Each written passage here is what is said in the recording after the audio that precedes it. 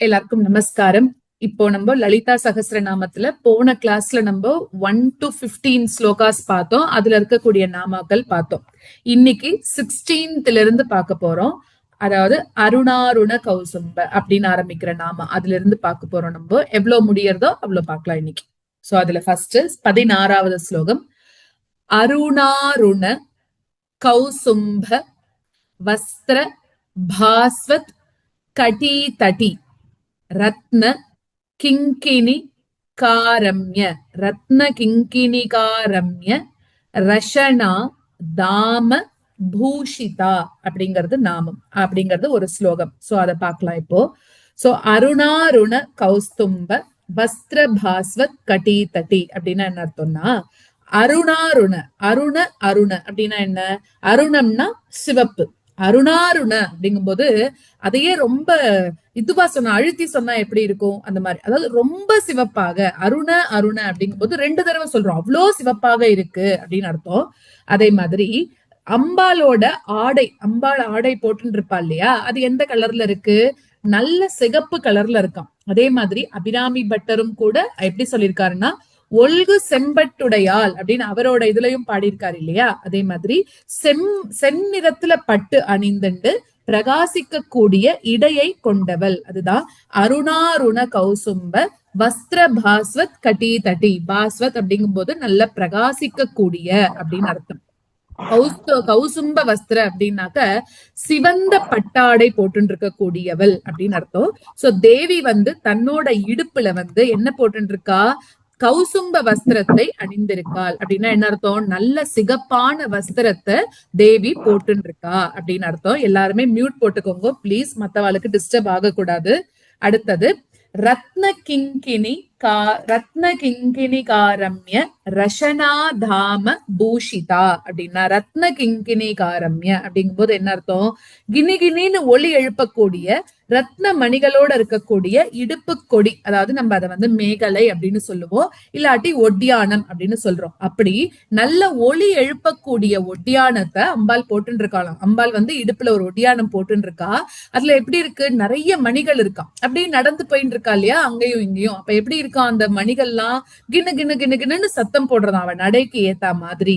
So இத வச்சுட்டுதான் நம்ம ஆதிசங்கரர் கூட சௌந்தர்ய லஹரியில அதே பாடியிருக்காரு இல்லையா, குவனத் காஞ்சி தாமா அப்படின்னு ஒரு பாட்டுல அந்த வார்த்தை வரும். அப்படின்னாக்க அங்கேயும் காஞ்சி அப்படின்னாக்க என்ன அர்த்தம்னா ஒட்டியானம்னு அர்த்தம். சோ அந்த மாதிரி நல்ல பளபளக்க கூடிய சத்தம் வரக்கூடிய ஒட்டியானத்தை அம்பாள் போட்டுன்னு இருக்கா அப்படின்னு அர்த்தம். அங்கத்தினால ஆன அரைஞான் கயிறுன்னு சொல்லுவா சில பேர் அத. சோ அதுல சலங்கைகள்லாம் தொங்கின்னு இருக்கான். அதுல ரத்தினங்கள் நிறைய இருக்கிறதுனால எப்படி இருக்கு, கிண்ணு கிண்ணுன்னு ஒரு மெல்லிசான ஒரு சத்தம் வந்துட்டே இருக்கு. அதுதான் ரத்ன கிங்கினி காரம்ய ரஷனாதாம பூஷிதா அப்படின்னு அர்த்தம். அடுத்தது காமேஷஜ்ஞாத சௌபாகிய மார்தவோரு துவயான்விதா, அப்புறம் மாணிக்க முகுடாக்கார ஜானுத்வய விராஜிதா. அதுல காமேஷஜ்ஞாத சௌபாகிய மார்தவோரு துவயான்விதா. இப்ப நம்ம அதை மட்டும் எடுத்துட்டோம்னாக்க,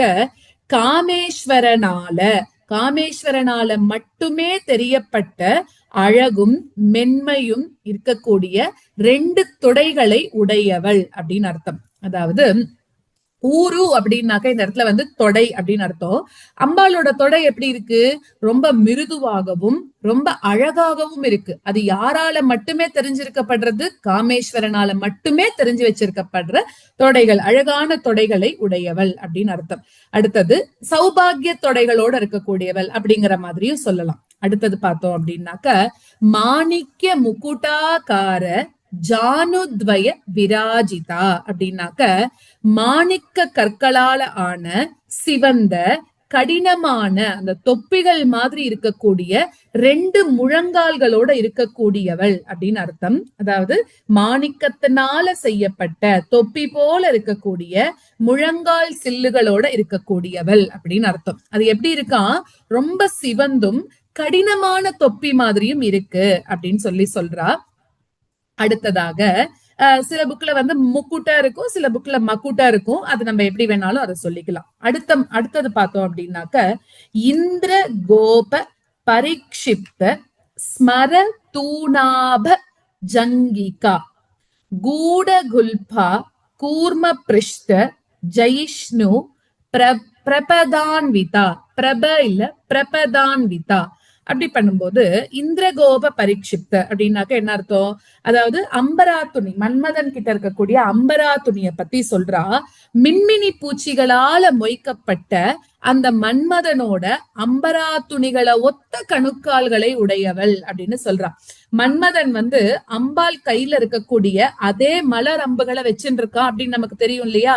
அப்போ சாதாரணமா இந்த அம்புகள் எல்லாம் வைக்கிறதுக்கு அப்படின்ட்டு அம்பரா துணி அப்படின்னு ஒண்ணு இருக்குமா. அப்போ மன்மதனோட அம்பரா துணி எங்க இருக்கு அப்படின்னு கேட்டாக்க அம்பாலோட திருக்கால்கள் வந்து மன்மதனோட அம்பரா துணிகள் மாதிரி இருக்கு அப்படின்னு சொல்றான். அடுத்ததாக அம்பரா துணினா இப்போ அம்புகள் நிறைய இருக்கும் இல்லையா, அதெல்லாம் போட்டு வச்சுக்கிறதுக்குன்னு வீரர்கள்லாம் வந்து அந்த வில்ல போட்டு வச்சுக்கிறதுக்குன்னு ஒரு இது வச்சிருப்பாளாம். அந்த மாதிரி இருக்கக்கூடிய துணி அதுதான் அம்பரா துணி அப்படின்னு சொல்லுவா. சோ இங்கேயும் கூட தேவியோட 2 கணுக்கால்களும் எப்படி இருக்கா, அது எப்படி இருக்கும்னா கீழே சிறுத்து மேல, அதாவது அந்த துணியோட வாய் பகுதி வந்து எப்படி இருக்கும்னா கொஞ்சம் பருத்து இருக்குமா. அதுதான் அந்த அம்பரா துணிங்கிறது.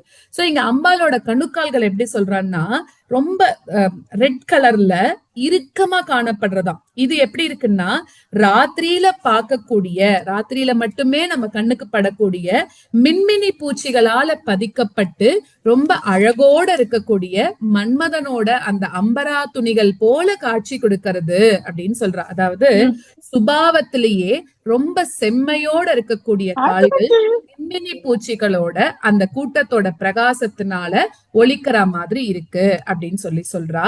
அடுத்தது அடுத்தது என்ன இருக்கு, கூடகுல்பா அப்படின்னாக்க என்ன அர்த்தம் அப்படின்னாக்க தசைகளோட, அந்த இறுகின தசைகளால மறைக்கப்பட்ட கணுக்கால்களோட இருக்கக்கூடியவள் அப்படின்னாக்க என்ன அர்த்தம்னா நல்ல சதப்பத்தா இருக்கு அப்படின்னு சொல்றோம் இல்லையா, அந்த மாதிரி இருக்கக்கூடியதுன்னு அர்த்தம். இந்த அம்பரா துணிக்கே வந்து இன்னும் கொஞ்சம் நம்ம டீட்டெயிலா ஒரு தடவை பார்த்துடலாம். அம்பரா துணி எப்படி இருக்கு அப்படின்னாக்க அம்பாலோட முழங்காலுக்கு கீழே இருக்கக்கூடிய பகுதியானது மன்மதனோட அம்பரா துணி மாதிரி இருக்குன்னு சொல்றா இல்லையா. இப்ப சாதாரணமாக நம்ம பாக்குறோம்னா அந்த அம்பரா துணியில வந்து அந்த அம்ப வந்து எப்படி வச்சிருப்பா அப்படின்னா அதோட அந்த கூர்மையான பகுதி எப்படி இருக்குமா கீழ்பக்கமா பார்த்திருக்குமா. இப்ப அதே போல அம்பாலோட இந்த திருக்கால்களா இருக்கக்கூடிய இந்த அம்பரா துணியில வந்து கீழ்நோக்கி பொருத்தப்பட்ட அந்த அம்புகள் அந்த தூணிய வந்து கடந்துட்டு வெளியில வருது அப்படிங்கிற மாதிரி இருக்கு. சோ அந்த அம்புகளோட கூர்மையான பகுதி தான் அம்பாலோட திருப்பாதங்கள்ல இருக்கக்கூடிய 5 விரல்கள்ல இருக்கக்கூடிய நகங்கள் அப்படின்னு சொல்றா. அடுத்தது கூடகுல்பா அப்படின்னு வரும்போது என்ன அர்த்தம் அப்படின்னாக்க பருத்த குதிகால்களோட இருக்கக்கூடியவள் அப்படின்னு அர்த்தம். தசைப்பத்தா இருக்கு அப்படின்னு சொல்றது. அடுத்தது குல்ப அப்படின்னாக்க என்ன அர்த்தம் எக்ஸாக்டா அப்படின்னாக்க கணுக்கால சுற்றி இருக்கக்கூடிய அந்த அழுத்தமான சதை, அதாவது ஆடு சதை அப்படின்னு சொல்றோம் இல்லையா, அது வந்து நல்ல சதப்பத்தா இருக்கிறது அப்படின்னு சொல்றோம். அதாவது அழகான வலுவான கணுக்கால்கள் அம்பாளுக்கு இருக்கு அப்படின்னு சொல்றான். அடுத்ததாக கூர்ம பிருஷ்ட ஜெயிஷ்ணு பிரபதான்விதா அப்படின்னாக்க இது வந்து என்ன சொல்றா, கூர்மம்னா ஆமை சொல்றோம் இல்லையா, ஆமையோட முதுகு அதையே ஜெயிக்கக்கூடிய அளவுக்கு அம்பாளுக்கு புறங்கால்கள் இருக்கு அப்படின்னு சொல்றா. ஆமையோட முதுக வந்து ஆமையோட முதுகு ஓட்டையை விட அழகாக அமைஞ்சிருக்கக்கூடிய புறங்கால்களோட இருக்கக்கூடியவள் அப்படின்னு அர்த்தம். அதாவது இப்ப வந்து என்ன சொல்ல வரேன்னா இந்த உத்தம ஜாதி பெண்களோட புறங்கால்கள் எப்படி இருக்குமா நன்னா உயர்ந்து குவிஞ்சு இருக்குமா. அதனால வேற உவமையே இல்லாததுனால இப்ப என்ன பண்ணிட்டாரு அப்படின்னாக்க ஆமையோட முதுக மாதிரி குவிந்துடுது அப்படின்னு சொல்லிட்டாரு. ஏன்னா லலிதா தேவியை பொறுத்த வரைக்கும் என்னதான் நம்ம உவமை தேடினா கூட நம்மளுக்கு கிடைக்காது. அதனால அட்லீஸ்ட் இதுக்காவது அப்படின்னு இந்த இடத்துல வந்து உவமைட்டு நம்ம அதை வந்து இதுதான் அப்படின்னு சொல்ல முடியாது. ஏன்னா அம்பாலோட கால்கள் தான் எல்லாத்துலயும் உயர்ந்ததா இருக்கு. அதனால இந்த இடத்துல வந்து ஆமையோட கால்களை வெறும உதாரணமா சொல்லியிருக்கார் அப்படின்னு சொல்றா.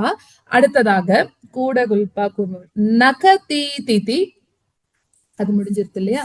நெக்ஸ்ட் நக தீதிதி சஞ்சன்ன நமஜன தமோகுணா பதத்வய பிரபாஜால பராக்கிருத சரோருஹா.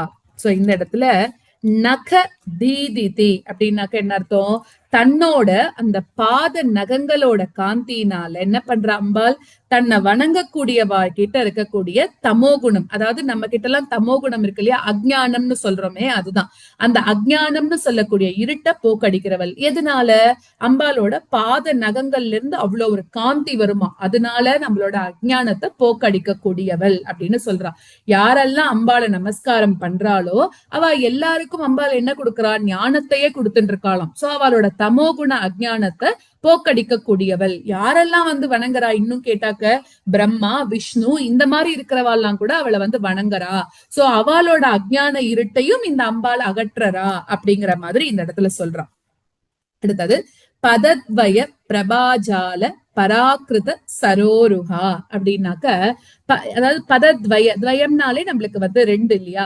சோ அந்த பதத்வய அப்படின்னா ரெண்டு பாதங்களோட பிரகாசத்தினால தாமரை பூவை கூட புறம் தள்ளிடக்கூடியவள் அப்படின்னு அர்த்தம். அம்பாளோட திருவடிகள் வந்து தாமரை பூ தான் அழகுன்னு நினைச்சுட்டு இருந்தா அதெல்லாம் ஒண்ணுமே இல்ல அப்படின்னு அம்பாளோட திருவடிகள் அவ்வளோ அழகா இருக்கும் அப்படின்னு சொல்லிட்டு சொல்றா. அடுத்தது அடுத்த நாம சிஞ்சான மணி மஞ்சீர மண்டித ஸ்ரீ பதாம்புஜா மராளி மந்தகமனா மகாலாவண்ய ஷேவதிஹி அப்படின்னு என்ன அர்த்தம்? அதாவது சப்திக்க கூடிய அந்த மணிகளோட இருக்கக்கூடிய சிலம்புகளால, அதாவது அம்பாலோட பாதங்களா இருக்கக்கூடிய தாமரைகள் எப்படி இருக்கு? ரொம்ப லக்ஷ்மீகரமாக இருக்காம். அது எப்படி இருக்குன்னா, ஒலி எழுப்பக்கூடிய, சத்தம் எழுப்பக்கூடிய மணிகளோட இருக்கக்கூடிய கொலுசுகளால அந்த அம்பாலோட பாதங்கள் அலங்கரிக்கப்பட்டிருக்கு அப்படின்னு சொல்றான். அடுத்ததாக மராளி மந்தகமனா அப்படின்னாக்க, எப்படி அவளோட நடை எப்படி இருக்கு அப்படின்னாக்க, பெண் அன்னம் மாதிரி ரொம்ப மெதுவான நடையோட அம்பாள் நடக்கிறாளாம். அன்னத்தோட நடை எப்படி இருக்கும்? ரொம்ப மென்மையானதாக இருக்கும் இல்லையா, அழகாகவும் இருக்கும். அதே சமயம் அதிலும் அந்த ஆண் ஹம்சத்தை விட அந்த பெண் அன்னத்தோட நடை ரொம்ப லலிதமானதாக இருக்குமா. அதனால இங்க எப்படி சொல்லியிருக்கா? மராளி மந்தகமனா அப்படின்னாக்க என்ன அர்த்தம்? அந்த பெண் அன்னத்தோட நடை போல அப்படின்னு சொல்றான். எப்படி யாக குண்டத்திலிருந்து வெளியில வந்த போது அவளை நோக்கி நடந்து வரக்கூடிய தேவியோட அழகுல எல்லாருமே தன்னோட வசம் இழந்து நின்னா இல்லையா, அப்போல இருந்தே அவளோட நளினமான அழகுல நடந்து வந்துட்டு இருக்காளாம். சோ அதனால மராளி மந்தகமனான்னா ரொம்ப அழகான நடையோட இருக்கக்கூடியவள் அப்படின்னு சொல்றா. அடுத்தது மகாலாவண்ய மகாலாவண்ய ஷேவதிஹி அப்படின்னாக்க, அழகுக்கெல்லாம் ஒரு களஞ்சியம் இருக்கு அப்படின்னு சொன்னோம்னு வச்சுக்கோங்களேன். அந்த அழகு பெட்டகம் அப்படின்னே சொல்லலாம். எதெல்லாம் நம்ம அழகுன்னு சொல்றோமோ அந்த அழகெல்லாம் இவகிட்ட இருந்து தான் வருதாம். அதாவது அம்பாலோட பேர் அழகுக்கு ஒரு ஈடு இணையே கிடையாது. எல்லா அழகுகளும் ஒன்னா சேர்ந்து திரண்டு அமைஞ்ச வடிவம் அப்படின்னு சொல்லலாம். அழகுக்கெல்லாம் பெட்டகமே இவதான் அப்படிங்கிற மாதிரி சொல்லலாம் அப்படின்னு சொல்றா. இது நம்ம வந்து சௌந்தர்ய லஹரியில கூட இந்த அழகுக்குன்னே ஒரு ஸ்லோகம் இருக்கும். த்வதீயம் சௌந்தர்யம் துஹினகிரி கன்யே துலயிதும் கவீந்திரா கல்பந்தே கதமபி விரிஞ்சே பிரபிருதயஹ அப்படின்னு சொல்லுவோம் 12வது ஸ்லோகத்துல. அதுலயும் அம்பாலோட அழக மட்டுமே பேசியிருப்பா. அதே மாதிரி அம்பாள் எப்படின்னா அழகுக்கே ஒரு பெட்டகமாக இருக்கா அப்படின்னு சொல்றா. அடுத்தது சர்வாருணா நவத்யாங்கி சர்வாபரண பூஷிதா சிவ காமேஸ்வராங்கஸ்தா சிவா ஸ்வாதீன வல்லபா அப்படின்னு அர்த்தம்.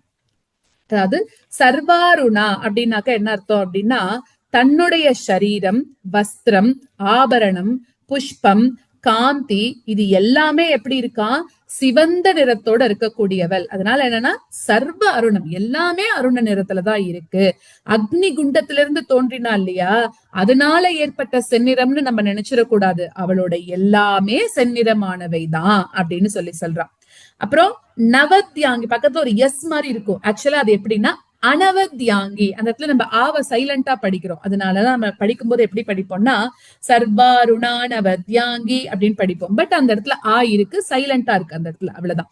சோ அனவத்யாங்கி அப்படின்னு எடுத்துட்டோம் அப்படின்னாக்க குறை எதுவுமே இல்லாத அங்க அமைப்போட இருக்கக்கூடியவள் அப்படின்னு அர்த்தம். சரீரத்துல பாதாதி கேசாந்தமாகவும் கேசாதி பாதமாகவும் எப்படி நம்ம பார்த்தா கூட அந்த அம்பாலோட சரீரத்துல ஒரு குறையும் இல்லாத அங்க அமைப்பு அவளுக்கு. பாக்குறவாளுக்கெல்லாம் எப்படி இருக்கான், ஆனந்தத்தை அள்ளி கொடுக்கற மாதிரி இருக்கு அம்பாலோட அழகு அப்படின்னு சொல்றான்.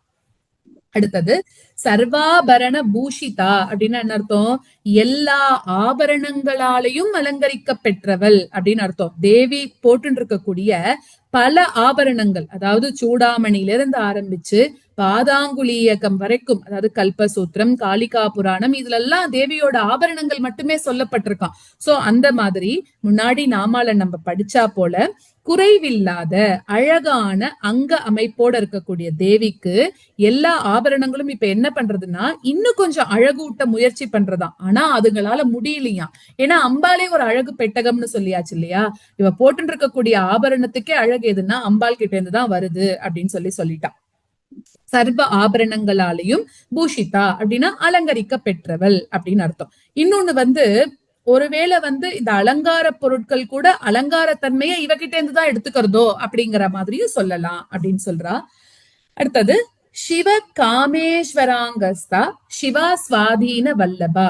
அதாவது சிவ காமேஸ்வராங்கஸ்தா அதை மட்டும் நம்ம எடுத்துட்டோம்னாக்க தன்னோட பர்த்தாவா இருக்கக்கூடிய சிவ காமேஸ்வரனோட இடது பக்கத்துல இடது மடியில உட்கார்ந்து இருக்கக்கூடியவள் அப்படின்னு அர்த்தம். அதாவது ஸ்தா அப்படின்னா ஸ்தானம், அதாவது சிவகாமேஸ்வரனோட எந்த ஸ்தானத்துல இருக்கா, இடது மடி இடது ஸ்தானத்துல இருக்கா. காமன் அப்படின்னால என்ன அர்த்தம்னா ரொம்ப அழகானவன் அப்படின்னு அர்த்தம்.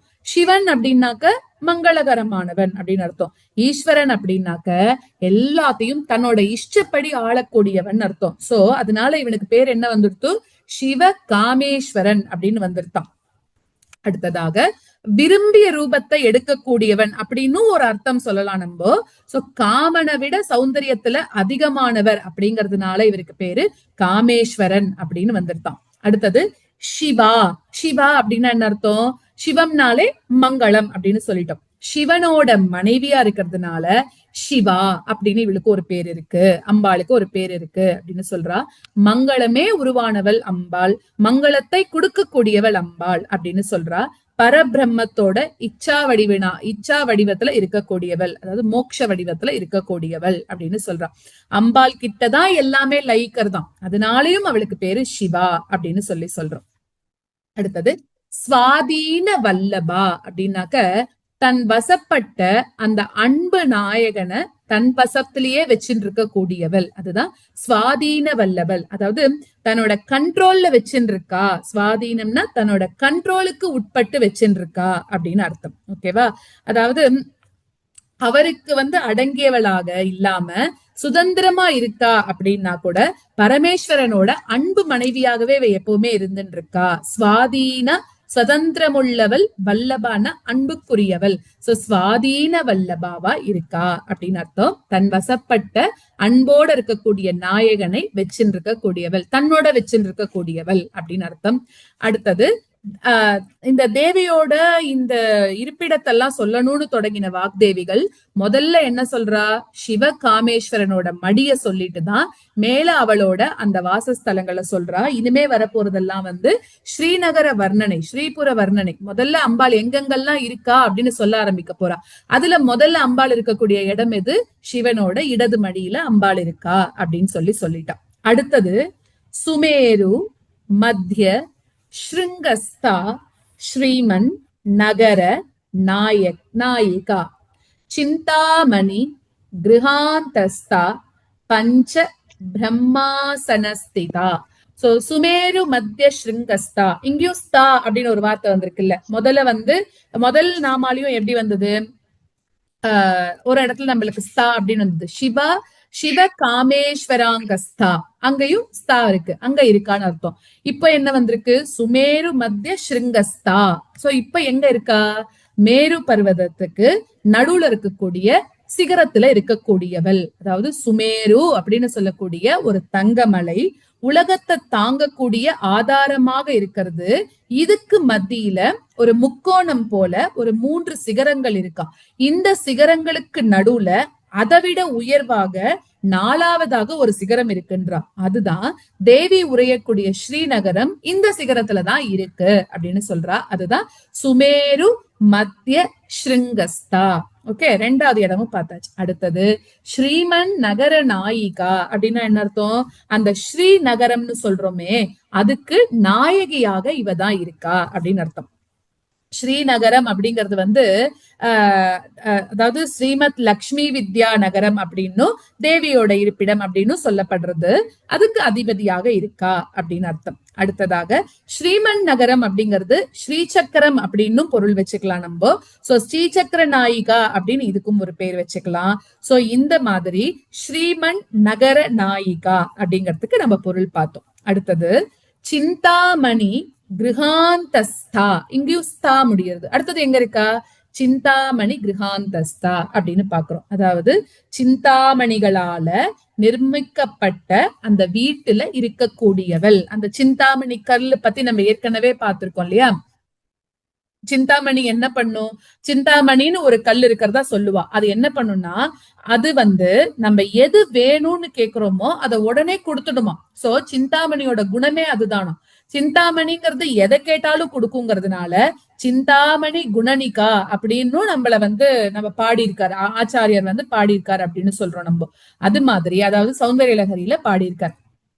எதுவுமே இல்லாத எங்களுக்கு கேட்டதை எல்லாத்தையும் கொடுக்கக்கூடியவளே அப்படிங்கிற மாதிரி பொருள். சோ இந்த இடத்துல சின்ன சின்ன கல்லாக இருக்கக்கூடிய சிந்தாமணி அதுவே வந்து நம்ம கேட்கறது எல்லாத்தையும் கொடுக்கும். ஆனா அம்பாள் எங்க உட்கார்ந்துட்டு இருக்கா இப்போ? முழுக்க முழுக்க சிந்தாமணி கற்களால ஆன கிரகத்துல. சிந்தாமணி கிரக அந்தஸ்தா அதுக்குள்ள இருக்கா. அப்படின்னாக்க எல்லாத்தையும் கொடுக்கக்கூடியவள் அப்படின்னு தானே அர்த்தம் ஆகிறது. ஒரு சின்ன கல்லே நம்மளுக்கு கேட்டதை கொடுக்கும்னா அம்பாள் வந்து முழுக்க முழுக்க அவளோட வீடு, அவளோட இருப்பிடமே எப்படி இருக்குன்னா முழுக்க சிந்தாமணி கற்களால இது பண்ணப்பட்டது. அப்படின்னா நம்ம கேட்கக்கூடிய எல்லாத்தையும் அவ கொடுக்கக்கூடியவள் அப்படின்னு அர்த்தம். அடுத்தது சிந்தாமணி கிருஹாந்தஸ்தா பஞ்ச பிரம்மாசனஸ்திதா அப்படின்னாக்க பஞ்ச பிரம்மாசனஸ்திதா அப்படின்னு என்ன அர்த்தம்? 5 பிரம்மங்களால ஆன ஆசனத்துல உட்கார்ந்துட்டு இருக்கா. என்ன அந்த 5 பிரம்மங்கள்? பிரம்மா, விஷ்ணு, ருத்ரன், ஈசானன். இந்த 4 பேரும் எப்படி இருக்கான்னா ஒரு கட்டில் மாதிரி நம்ம நினைச்சுக்கணும். ஓகே, அந்த 4 கட்டில், அந்த ஒரு கட்டில், அதுக்கு 4 கால். அந்த 4 கால் தான் யாரா இருக்கா? விஷ்ணு, ருத்ரன், ஈசானன், பிரம்மா. இவ 4 பேரும் இருக்கா இல்லையா? இந்த 4 பேரும் கால்களாகவும் சதாசிவன் வந்து மேல போட்டிருக்கக்கூடிய பலகைன்னு சொல்றோம் இல்லையா, அந்த பலகையாகவும் இருக்காராம். அப்படி இருக்கக்கூடிய கட்டில்ல அம்பாள் எங்க இருக்கா? காமேஸ்வரரோட இருக்கா அப்படின்னு அர்த்தம். சோ இந்த 5 பிரம்மங்கள் வந்து இந்த பரபிரம்ம உலகாக மாறுறதுக்காக இச்சைப்பட்ட உடனே ஏற்படக்கூடிய ஒரு மாறுதல்கள். அதாவது இந்த 3 பேர் என்ன பண்றா? முறையாக இவாளுக்கு வந்து வேலை கொடுத்திருக்கா இல்லையா அம்பாள். சிருஷ்டி, ஸ்திதி, சம்ஹாரம், திரோதானம், அனுகிரகம். இதை நம்ம லலிதா சகஸ்ரம் ஆரம்பிக்கிற போதே பார்த்தோம். இப்படின்னா இந்த இந்த இந்த இதுக்கு என்னென்ன மீனிங்னு பார்த்தோம். சோ இந்த மாதிரி இவ எப்படி இருக்கான்னா தென்கிழக்கு, தென்மேற்கு, வடமேற்கு, வடகிழக்கு திக்குகள்ல கட்டில் கால்கள், அப்புறம் மேல வந்து பலகையில சதாசிவனா இருக்கலாம்.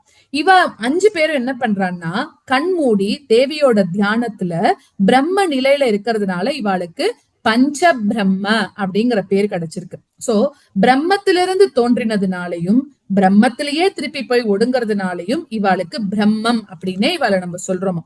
சில சமயத்துல தேவி என்ன பண்ணுவலாம், இந்த 5 பேரோட சிருஷ்டி மாதிரி இருக்கக்கூடிய சக்திகளையும் அவளே தனக்குள்ள அடக்கின்றுவலாம். அப்ப என்ன ஆகும்? இவ 5 பேருமே பஞ்ச பிரேதத்துக்கு சமம் ஆயிடுவா. இவ வேலை கொடுத்தாதான் அவளுக்கு வேலை. இவளோட சக்தியை தனக்குள்ள அடங்கிட்டான்னா அவ பிரேதத்துக்கு சமம் அப்படின்னு சொல்லிட்டா. அப்போ பஞ்ச பிரேத சனாசீனா அப்படின்னு ஆயிடுறது இல்லையா? அப்படின்னாக்க பஞ்ச பிரேத மஞ்சாதிஷாயினி அப்படின்னு வருது, வேற நாமாக்கள் வருது. அது மாதிரி இவ வந்து கட்டில் கால்களாக இருக்க காரணம் அப்படியாவது, அதாவது அம்பாலோட சமீபத்துல இருந்துட்டு அந்த அத்தியந்த சாமீபிய சேவை செய்யணும் அப்படின்னு சொல்லக்கூடிய ஒரு ஆசைனால இவெல்லாம் இருக்கா. சோ இப்ப நம்ம என்ன புரிஞ்சுக்கணும்னா இந்த இடத்துல பஞ்ச பிரம்மா சனஸ்திதா அப்படின்னாக்க இந்த 5 பேரால ஆன அந்த ஒரு கட்டில்ல அந்த ஒரு பலகை, மஞ்சம், எது வேணா சொல்லலாம், அதுல காமேஸ்வரனோட அம்பாள் இருக்கா அப்படிங்கறத நம்ம புரிஞ்சுக்கிறோம். அடுத்ததாக மகா பத்மாடவி சம்ஸ்தா கதம்பவன வாசினி சுதா சாகர மத்தியஸ்தா, காமாட்சி, காமதாயினி. இப்போ மகா பத்மாடவி சம்ஸ்தா, மகா பத்ம அடவி சம்ஸ்தா இப்படி பிரிச்சுக்கிறோம். அடவினால என்ன அர்த்தம்? காடு, அடர்ந்த காடுன்னு அர்த்தம். மகா பத்ம அடவி அப்படின்னாக்க என்ன அர்த்தம்? ரொம்ப பெரிய காடு. எந்த காடு?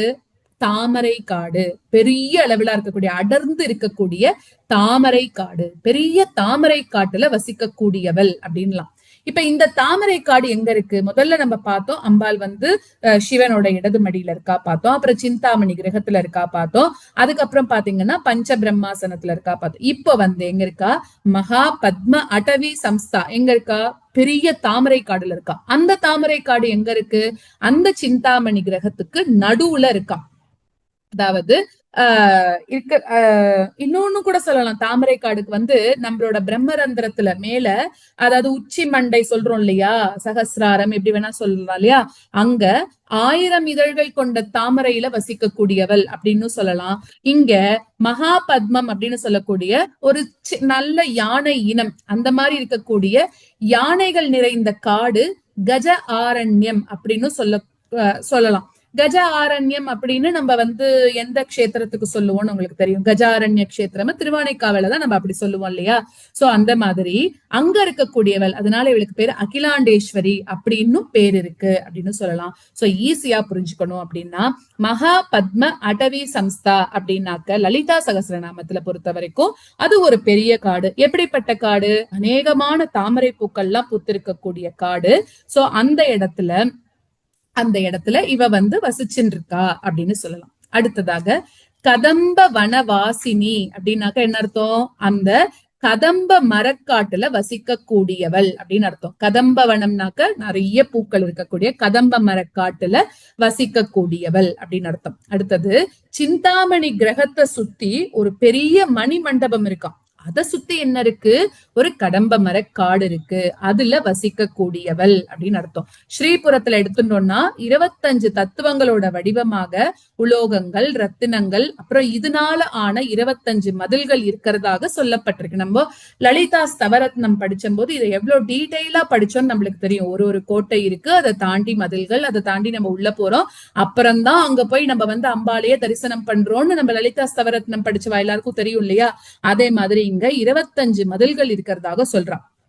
அதுல தங்கம், வெள்ளி, அப்புறமா 2 மதில்கள் இருக்கு. தங்கம் இருக்கு, வெள்ளி இருக்கு. இது ரெண்டுத்துக்கும் நடுவுல என்ன இருக்குன்னா இந்த கடம்ப வனம் இருக்கான். சோ இது கடம்ப வனம்னு நம்ம எந்த ஊரை சொல்லுவோம்? மதுரை கஷேத்திரத்துக்கு நம்ம கடம்ப வனம்னு சொல்றோம் இல்லையா. அங்க இருக்கக்கூடியவள் மீனாட்சி தேவி. சோ கதம்ப வனவாசினி அப்படின்னாக்க கடம்ப வனத்துக்கு நடுவுல வசிக்க கூடியவள். இப்ப நம்ம என்னதான் பார்த்துட்டு இருக்கோம் அப்படின்னா அம்பாலோட இருப்பிடம் தான் பார்த்துன்னு வந்துட்டு இருக்கோம் நம்ம இன்னும் கூட. அடுத்தது அப்புறம் எங்க இருக்காவோ?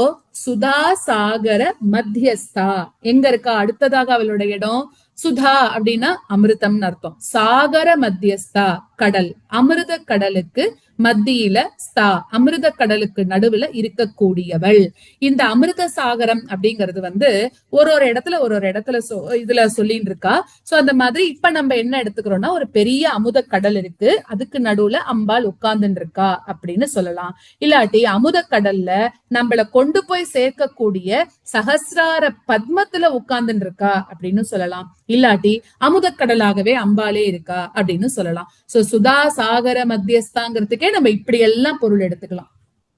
அடுத்தது காமாட்சி காமதாயினி அப்படின்னா, காமாட்சி அப்படின்னாக்க அழகான கண்களை உடையக்கூடியவள். அதாவது அம்பாளோட உருவத்தையும் குணத்தையும் சேர்த்து வர்ணிக்கக்கூடிய திருநாமமா இதை நம்ம சொல்றோம். அதாவது அவளோட அழகான கண்கள் எப்படி இருக்குன்னா நம்மளோட விருப்பங்களை பூர்த்தி செய்யற மாதிரி இருக்காம். காமம் அப்படின்னால என்ன அர்த்தம்? விருப்பம் அப்படின்னு அர்த்தம் இல்லையா.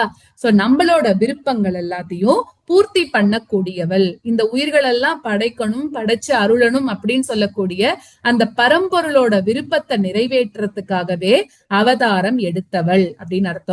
அதாவது காமேஸ்வரர் வந்து இந்த உலகத்தை படைச்சு உயிர்களை படைச்சு இந்த உலக சுழற்சியை நடத்தணும் அப்படின்னு ஆசைப்பட்டவர். சோ அவரையே கண்களாக கொண்டவள், அவரோட விருப்பத்தை நிறைவேற்றக்கூடியவள், பக்தர்களோட ஆசைகளை தீர்த்து வைக்கக்கூடியவள் அப்படின்னு சொல்லலாம். சோ அது காமாட்சி, பரமசிவனோட கோபக்கண்ணால எரிக்க பெற்ற காமன தன்னோட பார்வையினால உயிர் பெற செய்தவள். இதுவும் காமாட்சிக்கு ஒரு அர்த்தம் தான். பரமசிவன் என்ன பண்ணார், காமனை எரிச்சார். அப்புறம் அம்பாள் தன்னோட கருணை பார்வையினால உயிர் திருப்பி கொடுத்தா இல்லையா? சோ அந்த மாதிரி இந்த காமாட்சிக்கு அதுவும் ஒரு பேர் சொல்லலாம். காம தாயினி அப்படின்னு என்ன அர்த்தம்னா, நம்ம தாயினினாலே டு கிவ் அப்படின்னு அர்த்தம், கொடுக்கறது அப்படின்னு அர்த்தம். எதை கொடுக்கறா, விரும்பினது எல்லாத்தையும் கொடுக்கக்கூடியவள், அதுதான் காமதாயினி அப்படின்னு அர்த்தம். அதாவது காமேஸ்வரரை தன்னோட பக்தர்களுக்கு தாயினி கொடுக்கக்கூடியவள், அதாவது பக்தர்களை காமேஸ்வரரை அடைஞ்சு அவராக இருக்கக்கூடிய தன்மையை கொடுக்கக்கூடியவள் அப்படின்னு அர்த்தம். சோ இதுல இருந்து ஆரம்பிச்சு 63 வரைக்கும் அம்பாளோட ஸ்வரூப வர்ணனையாகவும் அவ எங்கெல்லாம் இருந்தா அப்படின்னு சொல்ற மாதிரி இருந்தது. இதுக்கு அப்புறம் வரக்கூடிய சில நாமாக்கள் அம்பாளோட திரு அவதாரத்தை பத்தி பேசக்கூடிய திருநாமங்களா இருக்கு. அதாவது நம்ம முன்னாடியே அதுல ஒண்ணு பார்த்துட்டோம். அம்பாள் தேவகாரிய சமுத்தியதா அப்படின்னு பார்த்தோம் இல்லையா, 5வது நாமம். அதாவது எதுக்காக வந்தா அப்படிங்கறத பார்த்தோம். தேவர்களோட காரியத்தை நிறைவேற்றத்தான் அம்பாள் திரு அவதாரம் எடுத்துண்டா. அப்போ அவ எப்படியெல்லாம் அந்த திரு அவதாரத்தை நிறைவேற்றி கொடுத்தா அப்படிங்கறதான் இப்ப தொடங்கி இன்னும் கொஞ்சம் ஒரு 84 அந்த நாமா வரைக்கும் அவ எதுக்காக திரு அவதாரம் எடுத்தா அப்படிங்கறதான் நம்ம பார்க்க போறோம். இதுல இருந்து ரொம்ப இன்ட்ரெஸ்டிங்காவே இருக்கும் அப்படின்னு சொல்லலாம். சோ இதுல இருந்துதான் நம்மளுக்கு என்ன ஆகுறதுன்னா, பண்டாசுர வதம் ஆரம்பிக்க போறது. தேவர்ஷி கண சங்காத ஸ்தூய மானாத்ம வைபவா பண்டாசுர வதோத்யுக்த சக்தி சேனா சமன்விதா. சோ இந்த இடத்துல தேவர்ஷி கண சங்காத அப்படின்னா, சங்காத்தனா ஒரு கூட்டம். எந்த கூட்டம், தேவர்கள் ரிஷிகள் இவாளோட கூட்டங்களால ஸ்தோத்திரம் செய்யப்பட்ட வைபவத்தோட இருக்கக்கூடியவள் அப்படின்னு அர்த்தம். அதாவது சங்காத ஸ்தூயமானா அப்படிங்கிறதுக்கு தேவ ரிஷி கணங்களோட கூட்டங்களால ஸ்துதிக்கப்படுபவள் அப்படின்னு வச்சுக்கலாம். அப்புறமா சங்காத அப்படின்னாக்க அது ஒரு வகை நரகம்னு சொல்லலாம். இதுல இருந்து விடுவிக்கிறதுக்காக வேண்டி தேவ ரிஷி கணங்களால துதிக்கப்பட்டவள் இப்படியும் வச்சுக்கலாம். அடுத்ததாக பண்டாசுர வதோத்யுக்த சக்தி சேனா சமன்விதா. சக்தி சேனா சமன்விதா அப்படின்னா என்ன அர்த்தம், சரவுண்டட் பை சக்திஸ் அப்படின்னு அர்த்தம். அதாவது பண்டன்னு சொல்லக்கூடிய அசுரனை அழிக்கிறதுக்கு சக்தி சேனையோட கூடி இருக்கக்கூடியவள் அப்படின்னு அர்த்தம். தேவ காரியம்னு நம்ம முன்னாடி சொன்னோம் இல்லையா, அப்போ அதுதான் பண்டாசுர வதம்னு சொல்றது. அதுக்கு தயாராக தன்னோட பல சக்தி வடிவுகளை தோற்றுவிச்சு, அதாவது அம்பாள் ஒருத்தி தான், ஆனா அங்க எல்லாரோடையும் போய் நம்ம சண்டை போடணுங்கிறதுக்காக இவகிட்ட இருந்தா என்ன பண்ணிருக்கா, பலவிதமான சக்திகளை அம்பாலே உருவாக்கி இருக்கா அப்படின்னு சொல்லணும். தன்னோட அந்த அபிண்ணமான பல சக்தி வடிவுகளோட இருக்கக்கூடியவள் பண்டாசுரன் அப்படின்னு சொல்லக்கூடிய ஒரு அப்படி ஒரு அசுரன், அவனை நாசம் பண்ணணுங்கிறதுக்காக சக்தி இல்லாட்டி ஒரு சாமர்த்தியத்தோட இருக்கக்கூடியவள். அதுதான் பண்டாசுர வதோத்யுக்த சக்தி சேனா சமன்விதா அப்படின்னு அர்த்தம். அடுத்ததாக அப்புறம் அவளுக்கு யார் யாரெல்லாம் கூட இருக்கா அப்படின்னு சொல்றது. சம்பத்கரி சமாரூட சிந்துர பிரஜ சேவிதா அஸ்வாரூடா திஷ்டிதாஸ்வ கோட்டி கோட்டிபிர் ஆவிரதா. கோட்டி கோட்டிபிர் ஆவிரதா. சோ சம்பத்கரி சமாரூட அப்படின்னு வந்துருது அப்படின்னாக்க ஒருத்தரோட பேர். சம்பத்கரி தேவியோட ஆக்ஞைக்கு உட்பட்ட யானை படையினால சேவிக்கப்பட்டவள். அதாவது சம்பத்கரி அப்படின்னு சொல்லக்கூடிய தேவி யாருன்னா, அம்பாளுக்கு நிறைய படை இருக்கும் இல்லையா, அதுல யானை படையோட தலைவி பேரு தான் சம்பத்கரி அப்படின்னு சொல்றோம். அதுல சிந்துர அப்படின்னாக்க யானைன்னு அர்த்தம். இந்த தேவி ரணகோலாகலம் அப்படின்னு சொல்லக்கூடிய ஒரு யானைய வாகனமாக வச்சிருக்க கூடியவள். அம்பாலோட அங்குசத்திலிருந்து தோன்றினவள் யாரு, சம்பத்கரி அப்படிங்கிறவ. சோ யானை படையை நடத்தக்கூடியவள் இவள் தான். பல்லாயிரக்கணக்கான யானைகளை நடத்திட்டு போயிட்டு இருக்கக்கூடியவள் சம்பத்கரி அப்படின்னு அர்த்தம். அடுத்ததாக அஸ்வாரூடா திஷ்டிதாஸ்வ கோட்டி கோட்டி பிராவிரதா அப்படின்னாக்கா, அஸ்வாரூடா தேவியோட தலைமையில இருக்கக்கூடிய குதிரை கோடிக்கணக்கான குதிரைகளால சூழப்பெற்றவள்னு அர்த்தம். தேவியோட குதிரைப்படைக்கு தலைவி. ஏன்னா தேவி வந்து நிறைய சக்திகளை உருவாக்கிட்டா, அந்த ஒருத்தருக்கும் ஒரு வேலையும் கொடுக்கறா இல்லையா. இப்ப அதே மாதிரி நம்ம ஃபர்ஸ்ட் பார்த்தது வந்து சம்பத்கரி, இப்ப பார்க்க போறது அஸ்வாரூடா. அதாவது தேவியோட குதிரைப்படை தலைவிக்கு அஸ்வாரூடா அப்படின்னு பேர். எப்பவுமே குதிரையிலேயே இவ வந்து போயிட்டே இருப்பாளாம். சோ தேவியோட இவ எதுல இருந்து தோன்றியிருக்கா, பாசம்னு சொல்லக்கூடிய ஆயுதத்திலிருந்து தோன்றினவள் அப்படின்னு சொல்றா. முன்னாடி இருந்தவ வந்து எதுல இருந்து தோன்றினா, முன்னாடி இருந்தவ வந்து நம்ம பார்த்தோம் இல்லையா, சம்பத்கரின்றவ வந்து அம்பாலோட அங்குசத்துல இருந்து தோன்றினவள். இவ வந்து பாசம் அப்படின்றதுல இருந்து தோன்றியிருக்கா அப்படின்னு சொல்றா. சோ அஸ்வாரூடா திஷ்டிதாஸ்வ கோட்டி கோட்டி பிராவிரதா அப்படின்னு அர்த்தம். அடுத்ததாக நம்ம பார்க்க போறது சக்கரராஜ ரதாரூட சர்வாயுத பரிஷ்கிருதா கேய சக்கர ரதாரூட மந்திரினி பரிசேவிதா. சக்கரராஜ ரதாரூட அப்படின்னாக்க என்ன அர்த்தம், இந்த மாதிரி அம்பாள் வந்து ஆரோகணிச்சு வரும்போது கூடவே இப்படி வந்துட்டு இருக்கா இல்லையா அம்பாள், அப்போ கூடவே இன்னும் 2 ரதங்கள் வருதாம். அதுல ஒரு ரதத்துக்கு கேய சக்கர ரதம் அப்படின்னு பேரு, இன்னொன்னுத்துக்கு கிரி சக்கர ரதம் அப்படின்னு பேரு. சோ சக்கரராஜ ரதா கேய சக்கரத்துல வரவதான் பேரு மந்திரினி அப்படின்னு பேரு. கிரி சக்கர ரதத்துல வரவளுக்கு பேரு வாராகி அப்படின்னு பேரு. சோ இந்த இடத்துல கேய சக்கர ரதாரூட மந்திரினி பரிசேவிதா அப்படின்னா கேய சக்கரத்துல வர பேரு மந்திரினி தன்னோட பரிவாரங்களோட அம்பால வணங்குறா. இன்னும் ஒரு ரதம் நம்ம பார்த்தோம்னாக்க கிரி சக்கர ரதம்.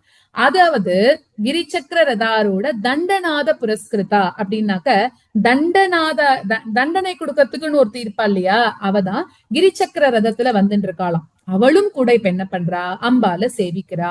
தண்டம் அப்படின்னாக்க சைன்யம்னு அர்த்தம். சோ சைன்யங்களுக்கெல்லாம் தலைவியாக இருக்கக்கூடியவள் தண்டநாதாயினி அப்படின்னு பேர்.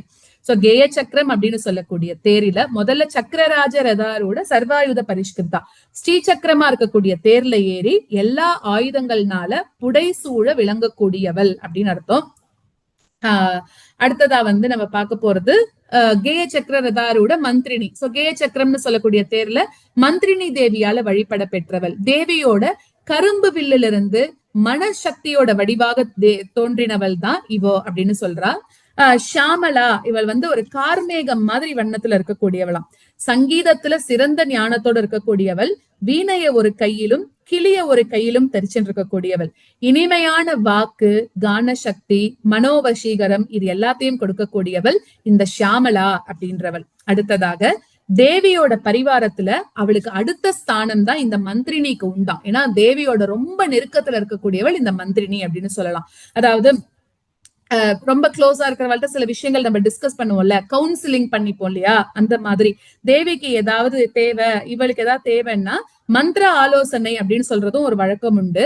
சோ மந்திரங்களை வந்து ரகசியமானவை அப்படின்னு சொல்ற மாதிரி அரசியல் எடுத்துட்டோம்னா அதுலயும் சில ரகசியமான விஷயங்கள் இருக்கும் இல்லையா, இந்த மாதிரி அம்பாளுக்கு ரகசியமான யோசனைகள் எல்லாம் வழங்கக்கூடியவள் தான் மந்திரினி. அவ எதுல இருக்கா, கேய சக்கர ரதத்துல வந்துட்டு இருக்கா அப்படின்னு அர்த்தம். சோ இவளோட ரதத்துக்கு பேரு கேய சக்கரம். அதாவது கேய அப்படிங்கும் போது பிரசித்தமான ஒரு பொருள் அப்படின்னு அர்த்தம். இந்த ரதம் எப்படி இருக்குன்னா 7 தட்டுக்களோட இருக்கும் இந்த ரதம். இது அசையும் போது எப்படி இருக்கு, இந்த ரதம் அசையும் போது ஒரு சங்கீதம் மாதிரி இருக்குமா. சோ அதனால இதுக்கு பாட்டு ரதம் அப்படின்னு பேரு. இதோட 7 தட்டுகள்லயும் கூட எப்படி இருக்கா அப்படின்னாக்க 7 தட்டுகள்லயும் யோகினிகள் உட்கார்ந்துட்டு இருக்கா அப்படின்னு சொல்றா. அடுத்ததாக கிரிசக்கர ரதாரூட தண்டநாதா புரஸ்கிருதா. கிரிசக்கரம் அப்படின்னு சொல்லக்கூடிய ரதத்துல ஏறிண்டு தண்டநாதை வந்துட்டு இருக்கா. அது எல்லா அதாவது ஒரு ரதம்னு எடுத்துட்டா அதோட லீடர் வந்து அதை நம்ம லீட் பண்ணிட்டு வரா. பட் அந்த ஒரு ரதம் தானான்னு கிடையாது, அதுக்கு பின்னாடி நிறைய ரதம் வருது, அது எல்லாத்தையும் இவ லீட் பண்ணிட்டு வந்துட்டு இருக்கா, அவ்வளவுதான். சோ கிரி அப்படின்னாக்க வராகம், அதாவது பன்றின்னு சொல்றோம் இல்லையா, தண்டநாதையோட தேர் வந்து எப்படி இருக்குன்னா பன்றியோட வடிவத்துல இருக்கான். சோ தண்டநாதைக்கு வாராகி அப்படின்னு ஒரு பேர் இருக்கு. தேவியோட 5 பானங்கள்ல இருந்து தேவியினால தோற்றுவிக்கப்பட்டவள். இவ யாரு, தேவியோட சேனாதிபதி. இப்ப நிறைய வாராகி வழிபாடு நிறைய இருக்கு இல்லையா, சோ அதனால சில பேர் வந்து தேவியும் வாராகியும் ஒரே இடத்துல வச்சு பாக்குறவாளும் இருக்கா அப்படின்னு சொல்றா. ஆனா இவ என்ன பண்ணுவான்னா தண்ட சேனைகளுக்கு நாதா, அதிபதி, அதாவது படைத்தலைவி. கையில எப்பவுமே வெண்ணெய் வச்சுட்டு இருப்பாளாம், தண்டாயுதம் வச்சுட்டு இருப்பாளாம். காட்டு பன்றி மாதிரி வலிவு பெற்ற அந்த உடல் அமைப்போட இருக்கக்கூடியவள் அப்படிங்கறதுனால இவளுக்கு பேரு வாராகி அப்படின்னு அர்த்தம். நம்மளோட சரீரத்துல எடுத்துட்டோம்னா ஆக்ஞா சக்கரத்துல இந்த தேவி இருப்பா அப்படின்னு சொல்றா. இந்த கிரி சக்கர ரதம் வந்து 5 தட்டுக்களோட இருக்கக்கூடியது. அதுல யோகினிகள்லாம் இருக்கா. ஒரு ஒரு ரதத்துக்கும் ஒரு ஒரு தட்டு இருக்கு. முதல்ல 7 தட்டு இருந்தது இல்லையா, அதே மாதிரி சக்கரராஜ ரதாரூடா அதுல நம்ம பார்த்தோம் அப்படின்னாக்கா அதுக்கு வந்து ஷட் சக்கரங்கள் இருக்கு. அந்த இடத்துல அடுத்ததுல நம்ம பார்த்தோம்னா அது மாதிரி ஒரு ஒருத்துக்கு ஒரு ஒரு தட்டு இருக்கு. இந்த இடத்துல நம்ம பார்க்கும்போது எல்லா தட்டுக்கள்லயும் ஆனா யாரெல்லாம் இருக்கான்னா யோகினிகள்லாம் அதுல வந்து இருக்கா அப்படின்னு அர்த்தம்.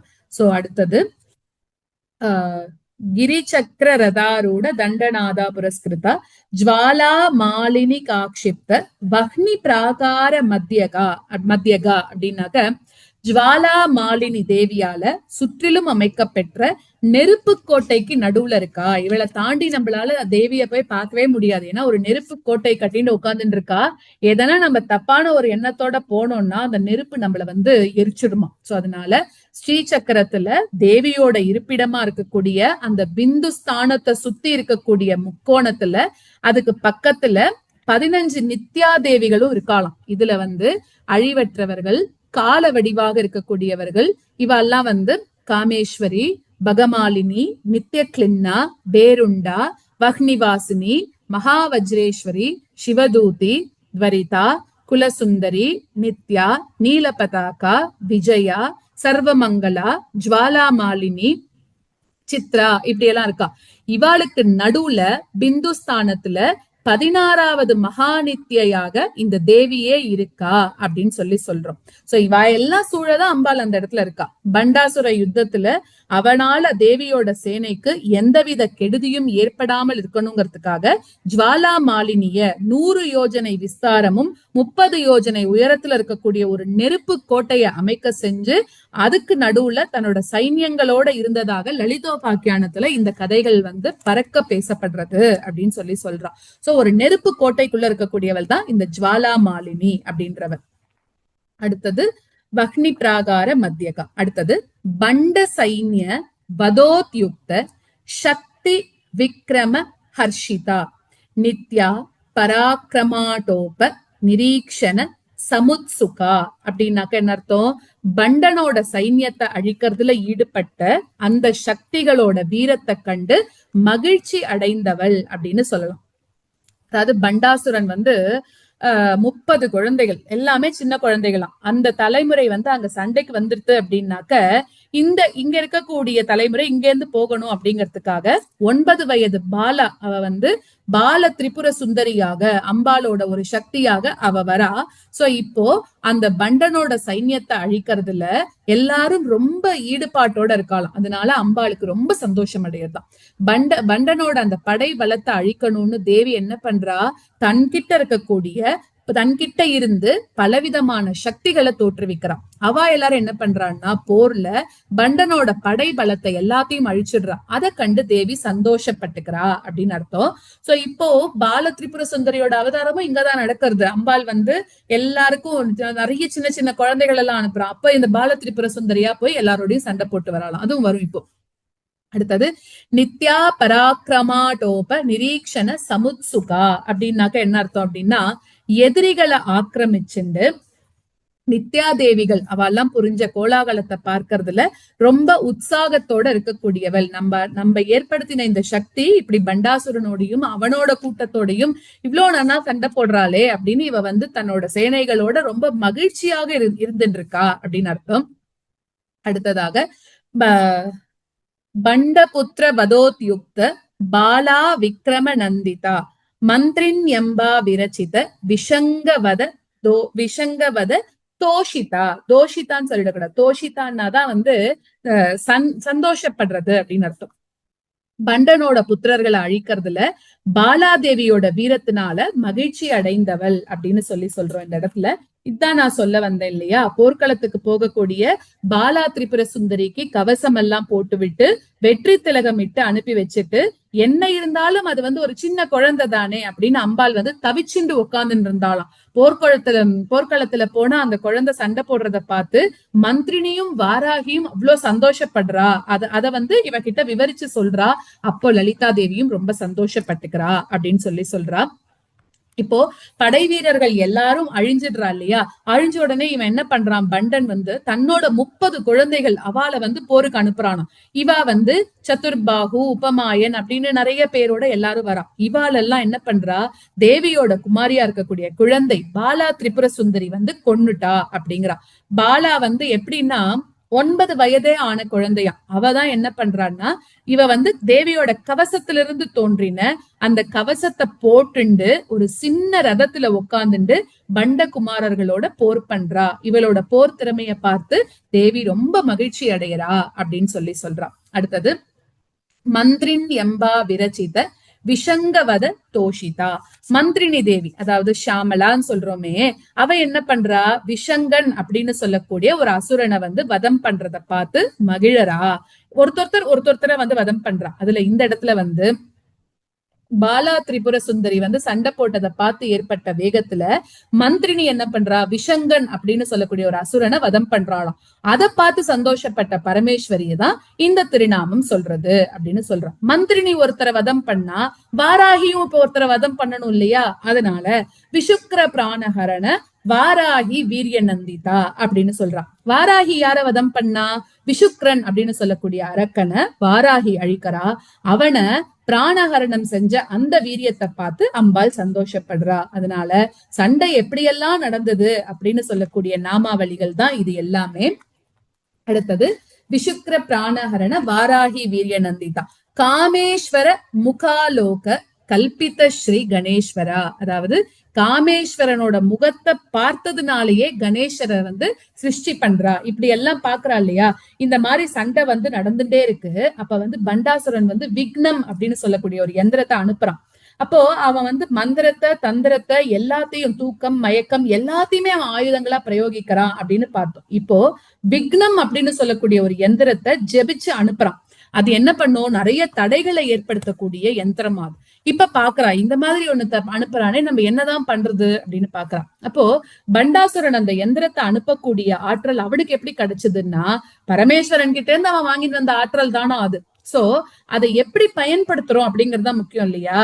ஒரு விஷயத்த சரியாகவும் பயன்படுத்தலாம், வேற மாதிரியும் அதை பயன்படுத்தலாம். இவன் என்ன பண்றான், இவன் கிட்ட இருக்கிறதோ இப்ப பரமேஸ்வரனே கொடுத்த ஆற்றல். அப்படிப்பட்ட ஆற்றல் பார்க்கும்போது யாருமே பக்கத்துல நெருங்கவே முடியாதான். சோ அதனால மந்திரினி வாராகி யாருமே பக்கத்துல போவே முடியல.